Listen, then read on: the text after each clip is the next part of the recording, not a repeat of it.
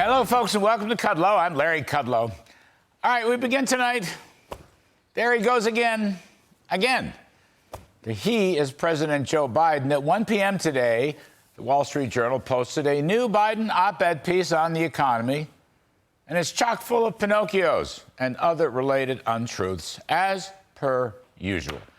The one I want to tackle first, and really foremost, is his assertion that since he took office, our economy has somehow created more than 13 million jobs. This is a gigantic, cherry-picked exaggeration. The vast bulk of those jobs were COVID replacement, not new jobs. That's point number one. Point number two, if you look at the broadest measure of employment, which is total civilian employment, the household survey, adjusted for population changes, that number through May is 160.7 million jobs. Now, pre-pandemic, in January 2020, that number was 159.6 million. So actually, the household employment gain is a grand total of 1.1 million from the pre-COVID baseline, which means, in effect, Mr. Biden hadn't created any new jobs at all. And the bulk of the replacement jobs, by the by, the largest share of them, came during the second half of 2020 under Donald Trump, and the biggest unemployment decline also came under Donald Trump. This should come as no surprise. Joe Biden has run the most anti-business economic policy ever. Worse than Barack Obama, way worse than Jimmy Carter, who actually deregulated during his last year, and way, way, way worse than Bill Clinton, whose second term was actually pro-business. Now, Joe Biden's op-ed piece doesn't talk about his war against fossil fuels or his across-the-board regulatory assault on virtually every other American sector.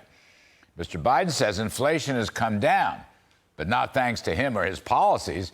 His $5 trillion in spending and the Fed's easy money regime led to a near 10% inflation rate.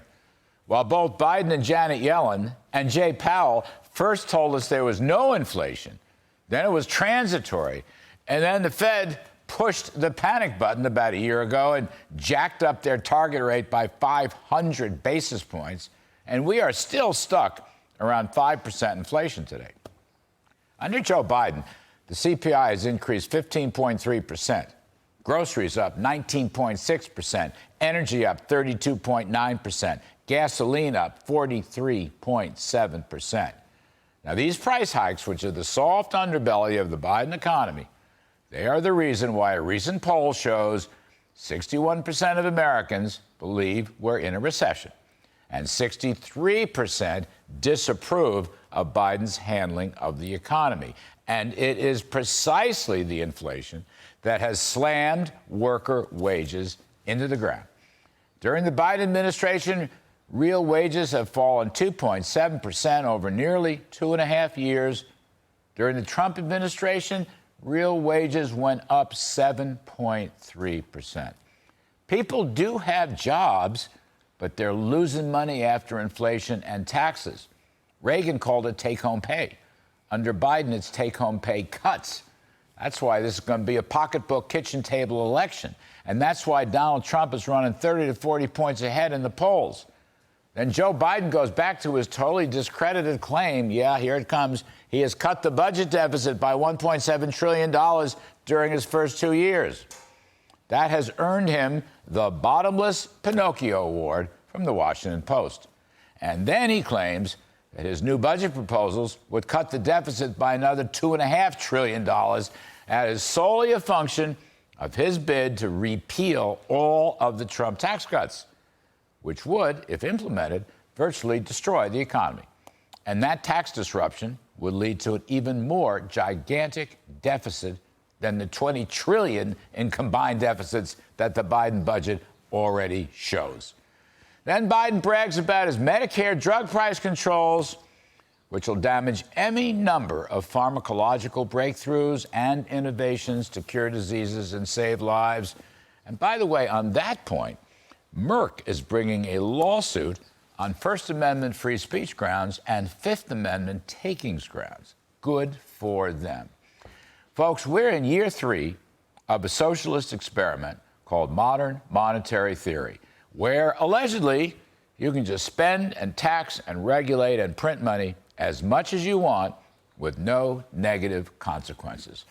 But this high school level science experiment has failed.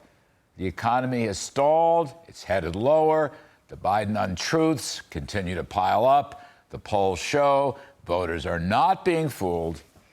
So I'll just conclude, save America, return to free enterprise capitalism. Okay, that's my riff. Now, let's pivot a little bit. Speaking of bad money, though, let's go to the latest Biden FBI scandal, where today House members on the Oversight Committee had a look at this controversial 1023 document that the FBI tried to cover up.